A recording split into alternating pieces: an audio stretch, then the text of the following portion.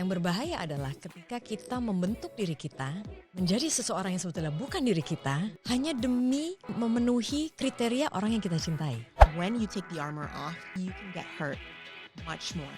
You can get rejected much more easily. When rejection is your true self, it's just much more painful. The real us, The authentic self. the authentic self yang sekarang itu sudah berontak dan tidak bisa lagi kita tekan. Like, we need to be okay with not everybody liking us. It's gonna change. It's gonna Yeah. evolve. Yes, Because you are human and that's what you're supposed to do in life. yes, Transform and like live, right? evolve Evolve. and grow. And grow. That is a phase that most people call life growth. Or midlife crisis. Midlife crisis. I take a positive take on I it. like it. I like the midlife growth. Hi, I'm Tia Furs. So I'm super excited this morning because I'm here with a very special guest, and it's an honor and a privilege to get to know her as well as hear her story today. So I'm inviting all of you guys to listen up for the next half an hour, 40 minutes. It's just going to be some girl talk, movie talk, getting to know her. So I am here with Marissa Anita. Hello. Halo Samira, How are you? I'm good thank you. Apa kabar? Baik.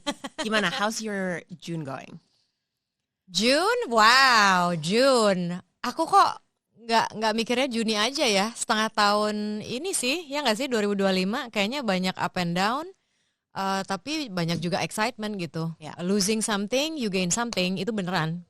Okay. Mm-mm. Losing something, you gain something. Close a door, open a window. Voilà. Right? Mm-mm. So before, we jump in, can you tell the audience, I'm sure that they know you, but a little bit about yourself. What Yes. is Marissa Anita? What's your story? Oke, wow. Tell us a little bit about yourself. Yes. Untuk sekarang profesiku itu adalah seorang aktor dan juga seorang jurnalis. Dan dua pekerjaan ini memang udah aku lakukan dari awal sejak lama.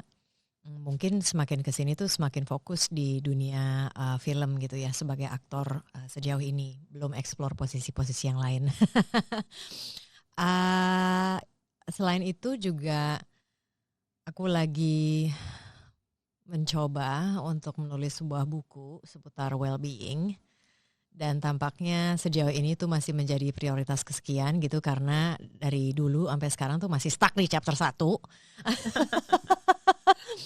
But it's important for me to write this book because I would like to share what I have learned about life so far and in future to whoever wants to read it.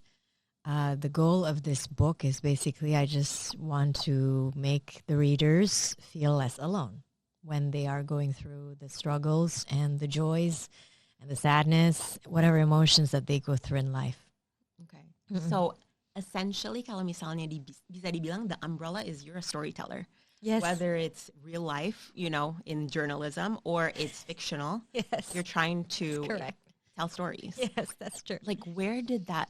I have two questions there. Yeah. Because setiap kali kita mau nge-bridge antara karir, itu pasti susah. Building that jembatan, kan? Yeah. So, from a journalist to an actor to an author, like, Yeah. how does that even shape? And, like, looking back to your childhood, is it how you were raised that you're able to have those kind of vision for yourself? No. I grew up in a very unique family where I felt that I grew up alone. Really? Yeah. And how did I get into storytelling? I think it's my body's way in trying to make sense of my childhood. Karena aku tuh mungkin tipikal anak Indonesia yang memang hidup di sebuah keluarga yang tidak mendorong anaknya untuk bisa mengekspresikan emosi. Okay. Ya nggak sih? Maksudnya aku nggak tahu kamu dulu waktu kecil seperti apa ya Samira ya. Tapi aku dan kakak adikku dan aku rasa banyak sekali ya anak-anak di Indonesia yang kalau misalnya marah atau nangis orang tuanya tuh pasti akan bilang nggak peduli gitu. Pokoknya kamu harus jadi anak yang baik. Nggak boleh nangis, nggak boleh marah. Pokoknya nggak boleh mengekspresikan emosi-emosi yang mereka anggap sebagai menakutkan. Jadi aku bisa ada di karir yang aku pilih sekarang itu tuh nggak tahu kenapa itu bisa terjadi. Mungkin karena dulu ditekan sekali ya. Maksudnya nggak boleh mengekspresikan diri, tidak ada ruang untuk itu. Sehingga akhirnya tubuhku ini dengan otomatis membuat aku menjadi seperti ini. Ini adalah coping mechanism. Coping mechanism ya. Tapi ada nggak sih titik yang kayak the trigger that made you like open up or say like I need this breath of authenticity in my life? Itu mungkin titik jelasnya waktu remaja gitu. Nggak remaja bahkan. Kayaknya dari aku kecil. Dari aku kecil tuh aku tuh kan suka banget sama film. Suka banget sama film. Karena melalui film ini ketika aku menganalisa ya sekarang di usia aku yang dewasa sekarang aku lihat ke belakang tuh kenapa ya gue suka banget sama film ya? Karena film itu menurut gue adalah media di mana gue bisa belajar emosi. Karena gue nggak ngerti emosi itu apa gitu loh. Nggak diperbolehkan untuk memahami emosi itu apa. Jadi ketika gue nonton film, melihat semua karakter-karakter ini dengan emosi yang naik turun, gue jadi belajar, oh so this is emotion. Oh so these are normal emotions of human beings. Yeah. And that's why I think I end up here. Again, I think it's my natural coping mechanism. Pilihannya itu. Dan setiap orang pasti beda-beda ya. Setiap orang pasti punya coping mechanism yang berbeda. Kayak kamu juga pasti kalau misalnya kamu ngeliat ke masa kecil sampai sekarang tuh kamu punya coping mechanism yang berbeda yang membuat kamu ada di posisi kamu sekarang. Yeah, of course. Ya kan? I grew up thinking I was the underdog. Jadinya I always have to prove myself. So I'm addicted to achievements, right? And I actually realized that once you have coped and you're no longer the underdog, that coping mechanism no longer serves you. So maybe at one point, like maybe 20, 30 years down the road, when you've already understood all of your emotions, maybe acting won't serve you as a coping mechanism. Bisa jadi, right? Kan? Yeah, bisa jadi. It's very interesting sebenarnya. And it's nice that you make it into productive. So, so first it started off in journalism. So maybe you can tell us about your career. Like what was the first sip into the film industry before? Yeah. Sebelum aku jadi jurnalis, sebenarnya aku adalah pemain teater amatir. Oh my gosh. Jadi cinta pertamaku adalah sebetulnya acting. Okay. Cuman karena waktu zamanku dulu itu kan susah banget ya masuk industri film di Indonesia. Itu adalah industri yang sangat eksklusif. Hanya orang-orang yang kenal orang-orang tertentu yang bisa masuk gitu. Yeah. I didn't have that connection. Ya udah gitu. Cari casting di mana aja nggak tahu. Yeah. Talent agency aja nggak tahu. Ada atau nggak? Aku nggak tahu zaman dulu.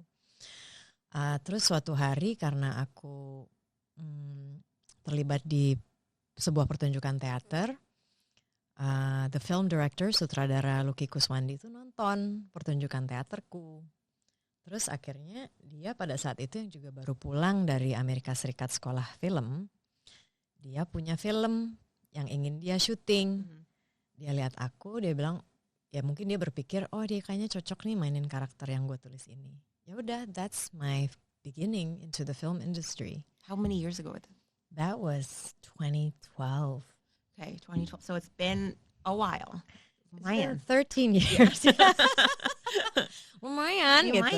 Iya, jadi transisiku ke film dan ya pada saat itu kan gini ya Samira, lagi-lagi nih pasti ada lah di Indonesia orang tua yang anggap bahwa kamu mau jadi apa? Jadi aktor. Kamu mau makan apa jadi aktor di Indonesia? Kerjaannya nggak konstan, nggak ada gaji bulanan gitu. Ya, there's no future in it. Ya udah, mau nggak mau kan aku juga mikir, ya gue juga harus makan sih. Ya udah, aku cari kerjaan yang konstan.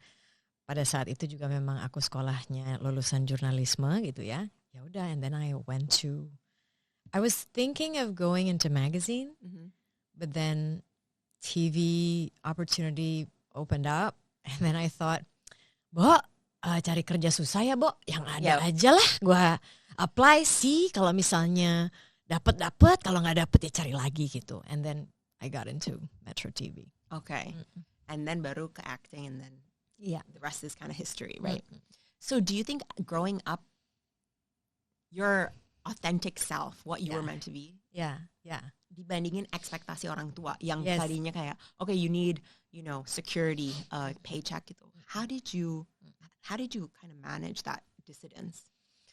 Wah, pertanyaannya pas banget sih, karena kan aku itu sekarang lagi di usia di mana pencarian diri yang sesungguhnya itu baru dimulai. Yeah. Yaitu di usia 40-an atau akhir 30-an gitu ya.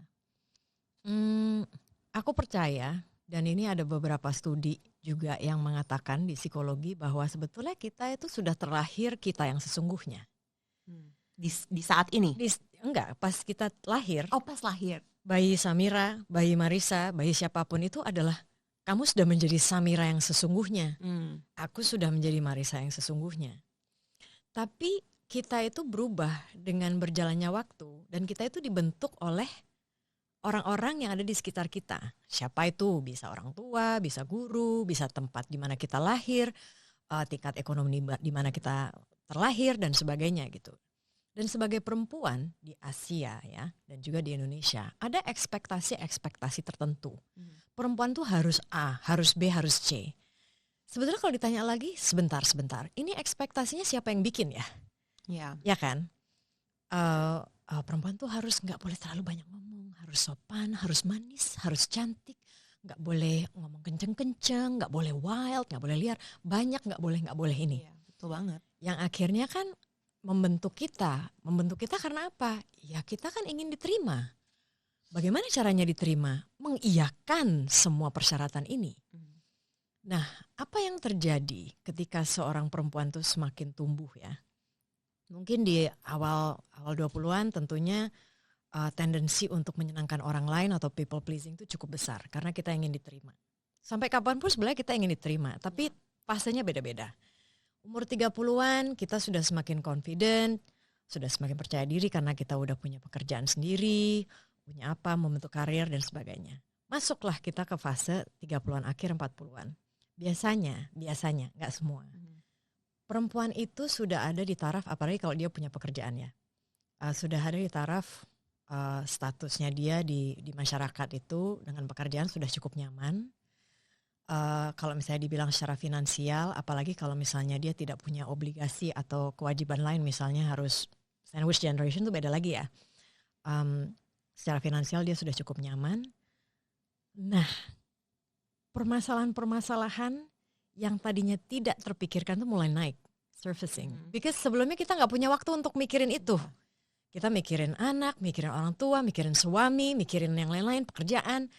Tiba-tiba semuanya udah settle. Terus isu-isu yang sebelumnya kita pinggirkan, itu akan muncul dengan sendirinya.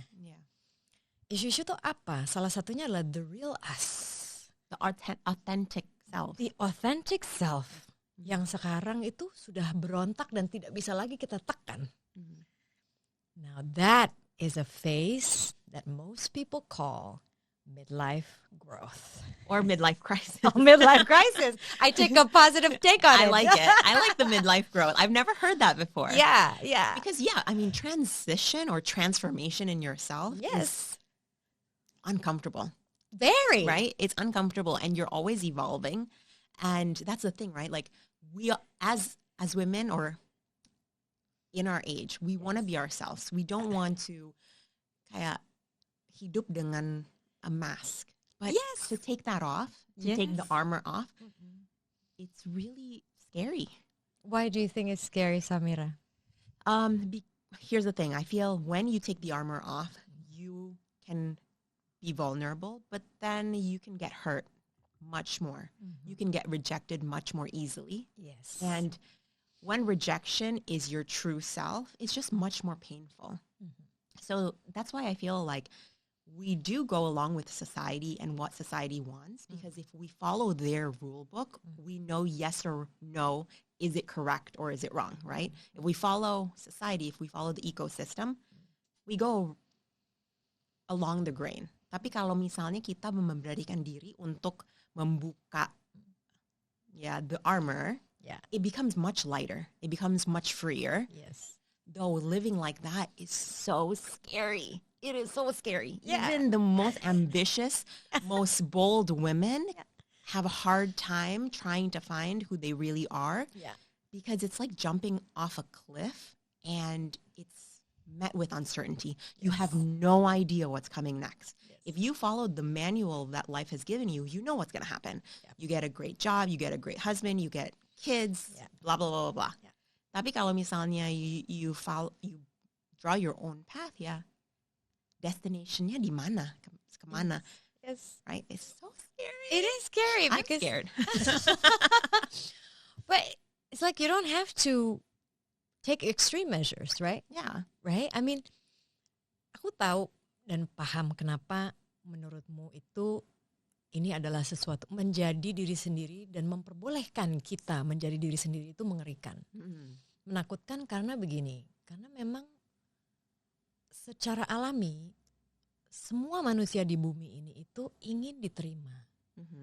Ya kan? Nggak mau dialienasi. Karena apa yang terjadi ketika ada satu manusia yang dialienasi? Biasanya dia tidak akan survive. Jadi sebelah survival. Yeah, absolutely. Terus yang kedua adalah rasa takut itu mungkin muncul dari nanti kalau misalnya gue memperlihatkan diri gue yang sesungguhnya, ada orang-orang di sekitar gue yang nggak bisa terima. Terus akhirnya mereka rontok dari kehidupan kita. Itu juga tentu menakutkan. Dan mereka ini yang kasih value ke kita kan? They Bisa place jadi and juga. hold value. Iya. That's how we define our worth. Iya. Tapi in your life, apa sih yang tekanan sosial yang paling tinggi? That maybe others don't know. Buatku itu adalah ini persepsi orang-orang terkasih di sekitar kita tentang kita. Maksudnya karena kan ketika kita mencintai seseorang, kita ingin dong menjadi manusia yang bisa diterima oleh dia.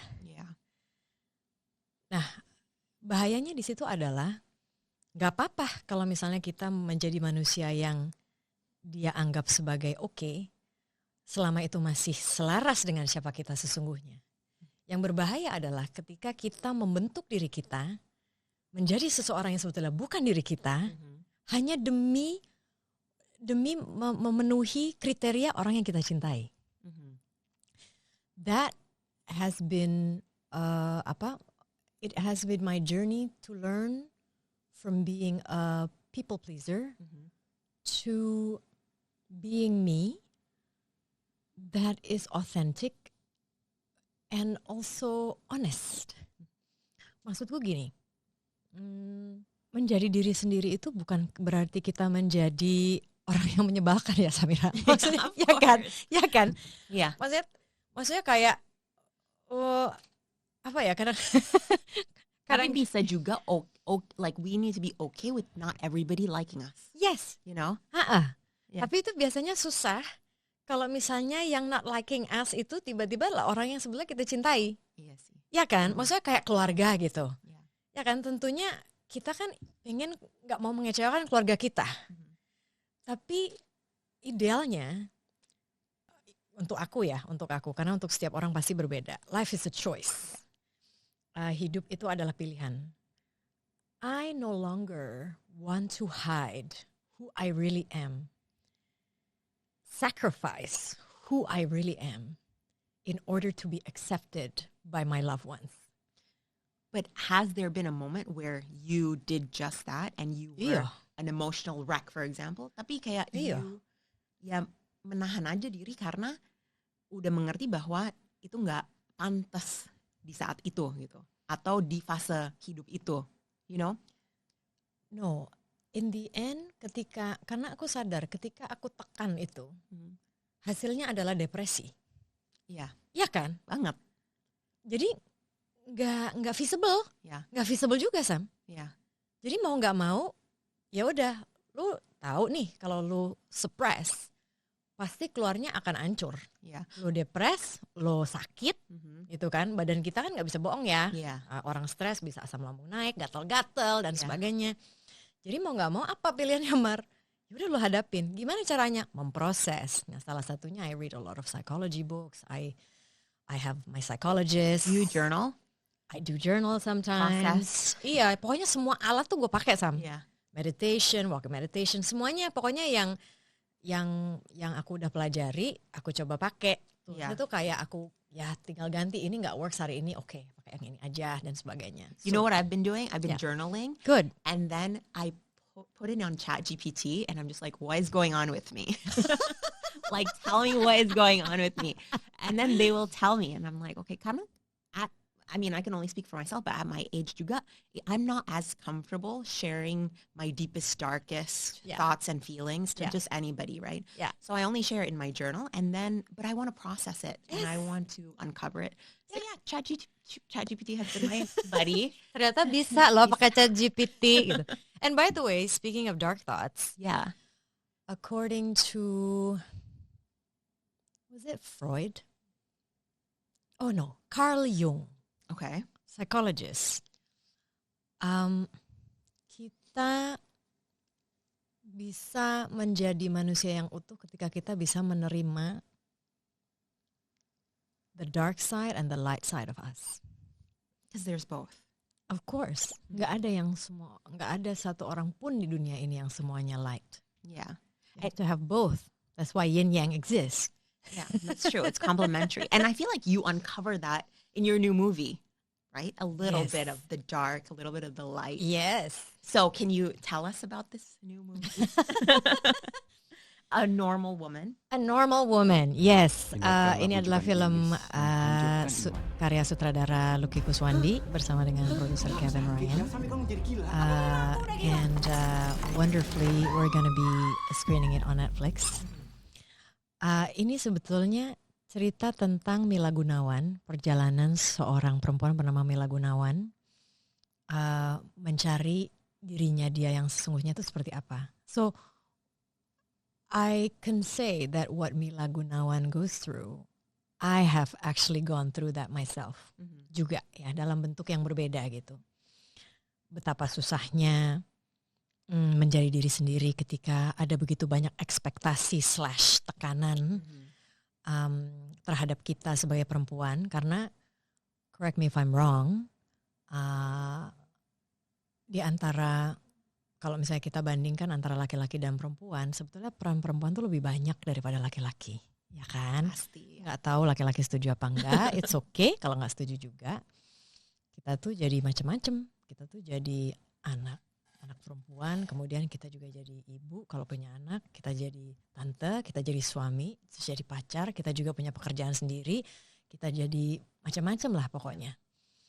Dan yang aku sadari adalah kadang-kadang ya, mungkin gak semua orang setuju dengan ini. Aku tuh ngerasa sebagai perempuan itu kita begitu antusiasnya mendedikasikan hidup kita untuk orang lain. Kita lupa mendedikasikan hidup itu ke diri sendiri. Padahal menurutku penting bagi setiap manusia itu juga punya waktu untuk dirinya sendiri, untuk mengenal dirinya sendiri.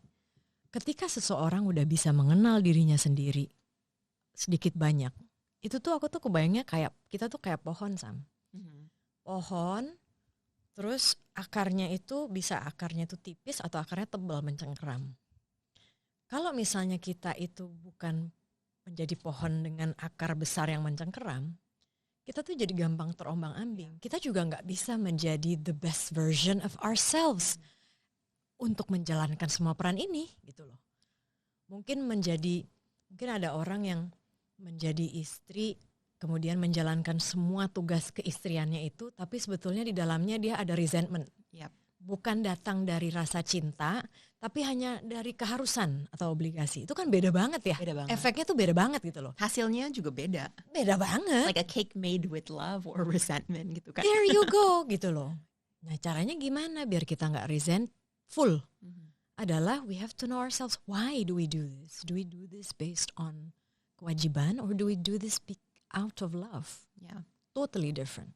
And it goes back to our own purpose. Soalnya kalau misalnya kita cuman mungkin kayak baking a cake for my husband, making breakfast for the family. Tapi it's not about I want to take care of them. Yes. I want them to have good food. Yes. I want to provide for them. So it's about what is the overall vision for your own life gitu kan? Yeah. And you can only do that if you know how to take care and love yourself too. Yeah, absolutely.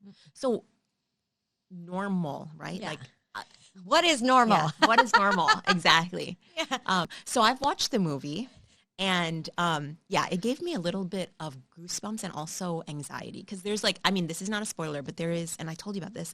There's this scene really early on in the movie where it's a very it's just a morning breakfast, but it's super tense and packed with like energy. And I feel like every married woman that has a mother-in-law or like a father-in-law gitu will feel that Yeah.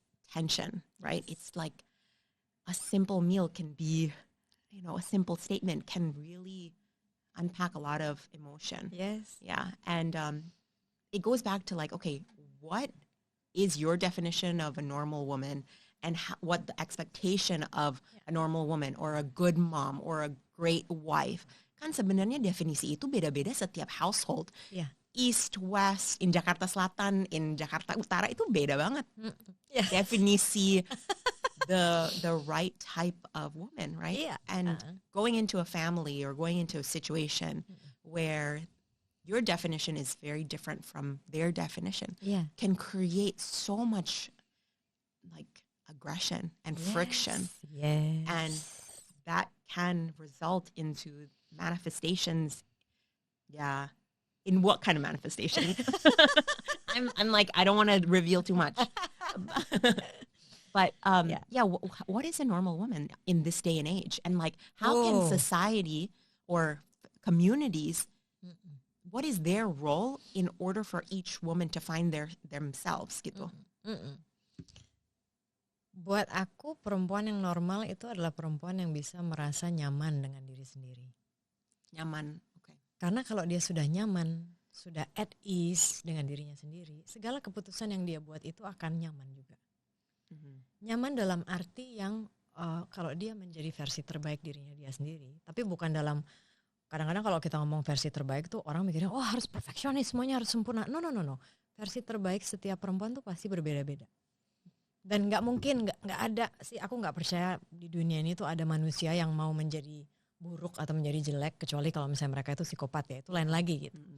Tapi semua orang itu pasti, semua manusia rata-rata punya intensi yang baik, ingin menjadi versi yang terbaik. Dan menurutku versi yang terbaik itu ketika dia sudah nyaman dengan dirinya sendiri. Nyaman dengan dirinya sendiri itu bagaimana caranya? Ya dia harus kenal dengan dirinya dia sendiri. Kalau dia sudah kenal dengan dirinya sendiri, dia bisa membuat keputusan-keputusan yang memang berdasarkan apa yang terbaik. Kadang-kadang ada orang bilang, tapi gimana ya misalnya dengan seorang ibu yang anaknya disuruh les mulu gitu, nggak ada waktu istirahat. Kan menurut ibunya itu kan yang terbaik untuk anaknya. Ya coba di ini lagi, dianalisa lagi, benar nggak itu terbaik? Yes, memang intensinya bagus gitu, biar anak ini punya skill yang banyak, biar dia punya teman yang banyak. Tapi di saat yang sama kita harus timbang juga, anak gue kecapean gak ya? Anak gue kelihatan happy gak? Coba kita lihat, anak itu kelihatan happy gak ya? Karena itu indikator kan, Sam. Atau suami gue kelihatan happy gak ya? Atau istri gue tuh kelihatan happy gak ya? Happy tuh dalam arti dia tuh vibe-nya, energinya tuh udah tenang banget. Contented, bukan yang haha hihi, bukan, enggak, contented, tenang aja. Itu energi tuh kita bisa rasain loh. Ya, tapi your energy you get from the people around you, suami, anak, mertua, orang tua kan. Nah, mereka juga bisa kasih tekanan yang mungkin we can't control it because it's like energy that's just like coming into you. Yeah. So how do you deal with that when you're trying your best? Misalnya benar-benar usaha banget setiap hari. Zen, calm. Tapi ini kayak ada WhatsApp ini, and it's like their anxiety, right? Yes. And you can't control like that weather and that storm. No, you communicate it. Yeah. Karena at the end of the day, kita cuma bisa mengkomunikasikan itu kan. Misalnya ada energi yang, misalnya ibu kita gitu ya, Samira, Marisa, kamu tuh harus gini. Jangan lupa ya, nanti ada janji ini. Jangan lupa kamu datang. Kita kan? Banget. Ya kan? Yang kita bisa lakukan hanyalah, Mam, tenang. Iya, nanti Samira jalanin. Tapi Mami kalau misalnya kayak gini tuh sebenarnya bikin Samira juga ngerasa gak nyaman. So that's how I feel. Ya kita kan cuma bisa mengkomunikasikan kan. Karena kita gak bisa kontrol dia. Mam please please jangan, ini nggak bisa. Kalau emang dia tabiatnya gitu ya tabiatnya gitu Yeah. aja. But we can express how we feel about it, and we treat adults as adults. Yeah. Sekarang tinggal ibumu aja yang namanya seorang ibu ya. Biasanya nih reaksi alaminya adalah, aduh, aku bikin anakku ngerasa gitu. Oke. Ya udah, oke, mama ngerti how I need to be around you. Yeah. Cuma gitu doang yang bisa kita lakukan, Sam. Tapi itu dengan Communication. tapi juga ada mungkin sacrifice kalau misalnya keadaan itu udah it doesn't work for you, like there might needs to be sacrifice on their part or on your part. So how do you feel about berkorban untuk finding your true self gitu? Berkorban dalam arti apa nih? Well, is it maybe I would say many young people these days, they only want to find like happiness, Yes. tapi mungkin they don't think about their career gitu.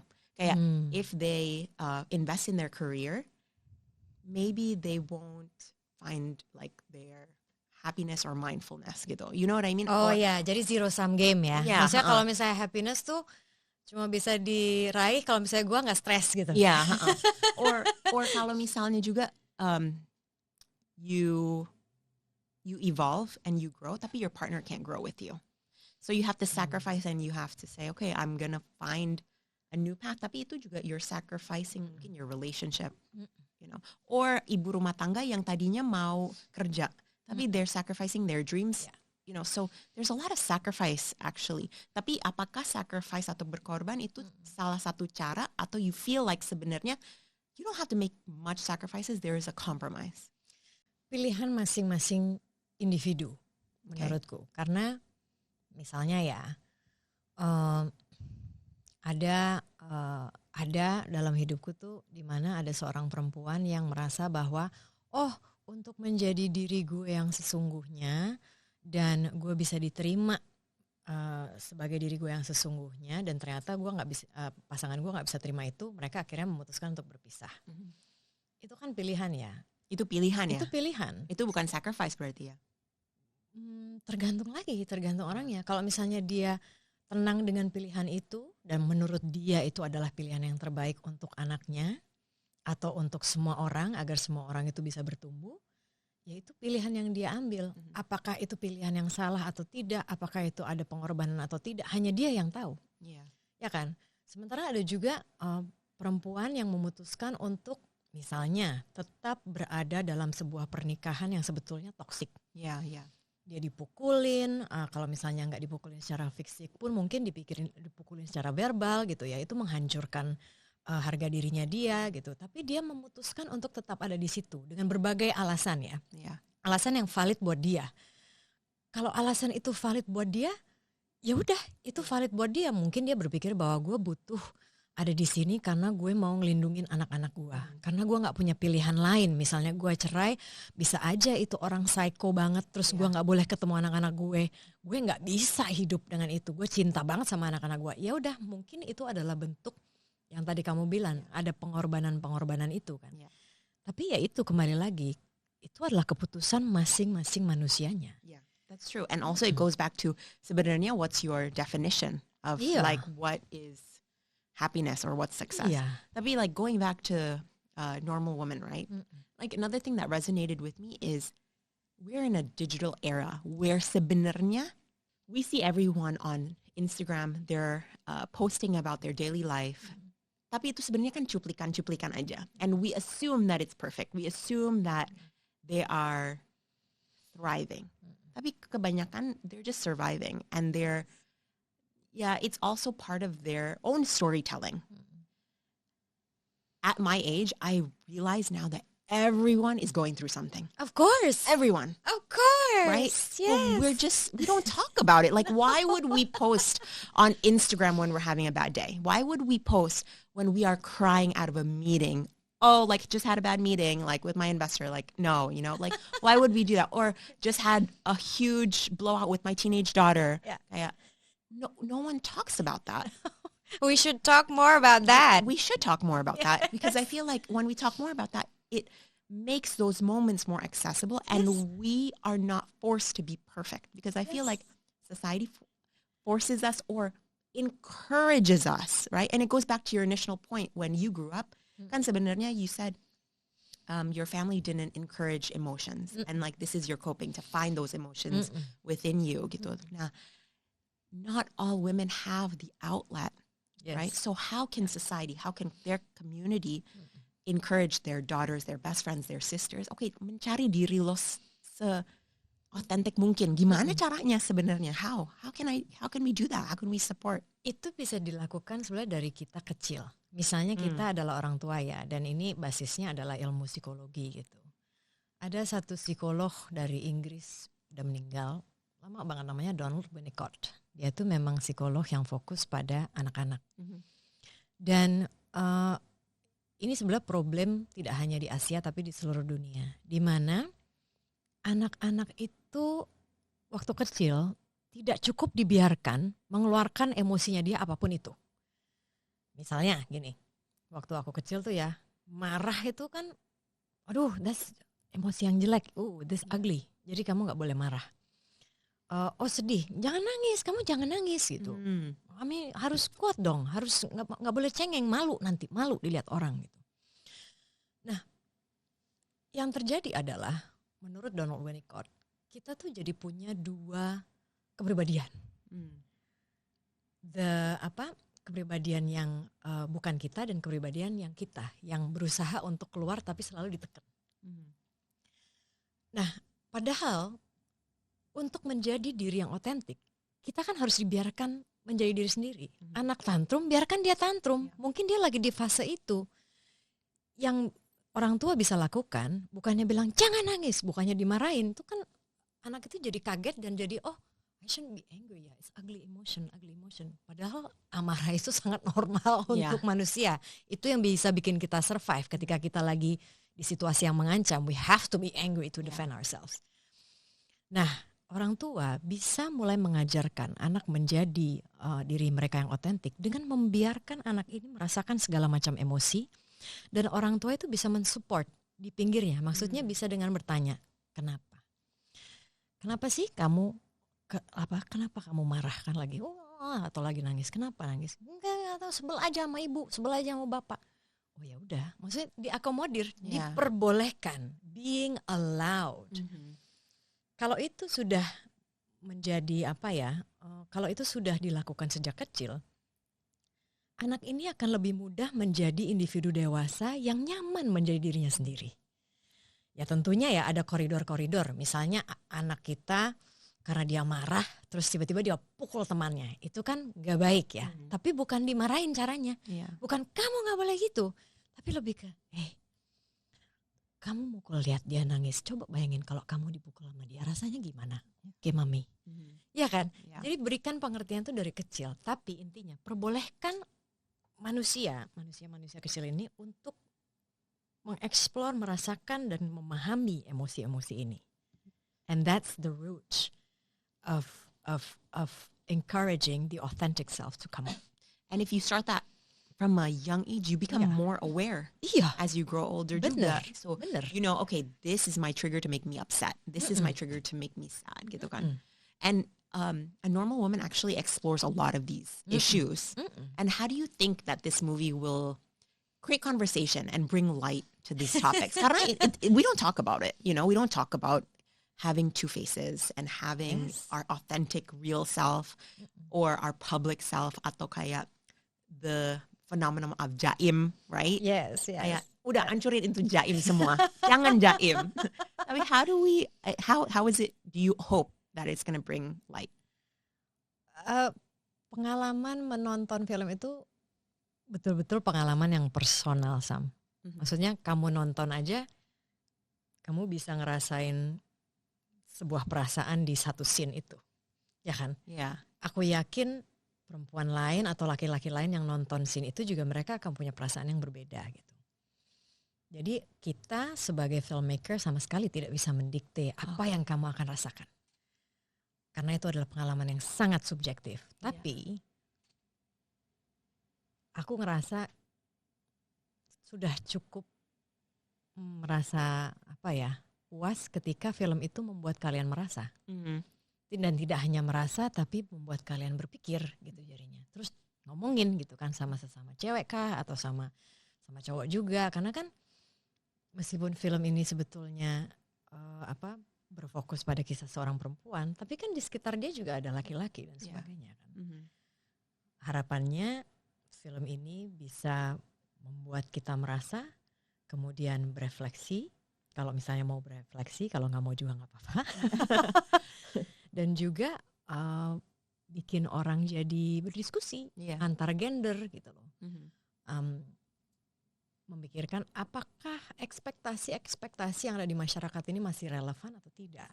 Kalau misalnya nggak terlalu relevan, bagaimana standar-standar ini bisa berevolusi gitu demi kebaikan bersama. Bukan cuma kebaikan satu gender, tapi bersama. Yeah. Ya kan? As I was watching the movie, it felt like I was holding my breath almost. Kayak, menarik. Like, you know, you never know. Tapi at the end, it felt like a breath of fresh air. It's just like, gitu, you know, like, that's how I felt. I don't know if like that's the intention. Tapi at least that's like, you feel lighter. You feel like you can breathe again, gitu. Yes. And so, yeah, definitely watch the movie. And enjoy it. I think that it's going to rile up a lot of different emotions in you. Yes. And I feel also you're going to be seen, because I felt like in a lot of the scenes you were like, oh, I had no idea other people felt that way, that it was, you know, made into the scene. So pastinya, it's actually something quite normal. Yeah. So, so anyways, what do you think is the biggest takeaway or the message as we end as well? How do you want people to walk away? Wow, mungkin menjadi awal menjadi awal untuk mulai sedikit memikirkan apa sih kita ini sebetulnya siapa sih? Kalau misalnya semua atribut itu kita lepas, misalnya pekerjaan, status, apakah itu identitas gitu ya. Misalnya itu semua dilepas, kita ini sebetulnya siapa? Bisa juga mungkin memantik pikiran, sebetulnya keinginan dan kebutuhanku itu apa? Gitu. Apakah sejauh ini keinginan dan kebutuhanku itu sudah selaras dengan keputusan-keputusan dalam hidupku? Atau kalau misalnya belum selaras, ya menjadi perjalanan untuk mencari keselarasan itu. Apapun caranya, itu masing-masing orang. Yeah, masing-masing orang, dan it's gonna change. It's gonna evolve. Yes. Because you are human, and that's what you're supposed to do in life. Yes. Transform and live, right? Evolve. And grow. Yeah. Yes, as you had mentioned, midlife growth. Midlife growth, not right. midlife crisis. I know. People Yes. say it's midlife crisis, but it's midlife growth. Yes. Let's end on a happy note. Marissa, thank you so much for your time. Thank you, Samira. I learned a lot, and I hope we can be friends after this, because you're very knowledgeable about everything and very inspired. And just check out the movie. It will be on Netflix ASAP. Bye, guys. Thank you. Okay, thank you.